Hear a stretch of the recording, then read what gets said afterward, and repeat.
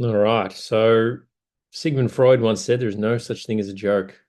I'm going to draw in a strange parallel with mathematics here. I think what he meant was anytime someone tells a joke, it actually tells you something deeply about their psychological state. And I actually think that's true in maths. I think there's no such thing as a mistake. Students often say that they make a silly mistake, but I actually think it generally uncovers something about the way they're thinking about a problem.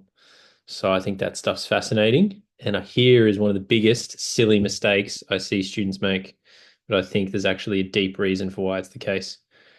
So let's look at the problem. Anastasia buys twice as many daffodils as roses. Let S represent the number of roses and P represent the number of daffodils. Write an algebraic equation to represent the number of daffodils Anastasia has. Okay, pause the video, have a think. It's a pretty straightforward question, I think. But again, I think there's a common error people make here. All right, I'm assuming you've paused it, you've had a think, written down an equation. If you wrote 2p equals s, that's wrong, unfortunately.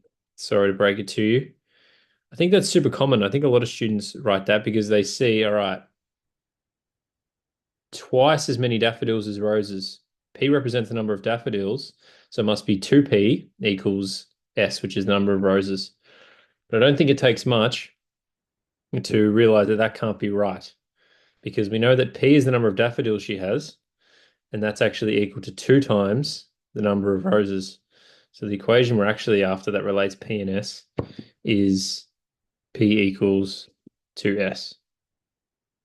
So there you go. Only a very small thing, but yeah, I wonder if it got anyone. Maybe it didn't, but it's certainly something that I've seen come up a lot in my lessons. So yeah, good luck.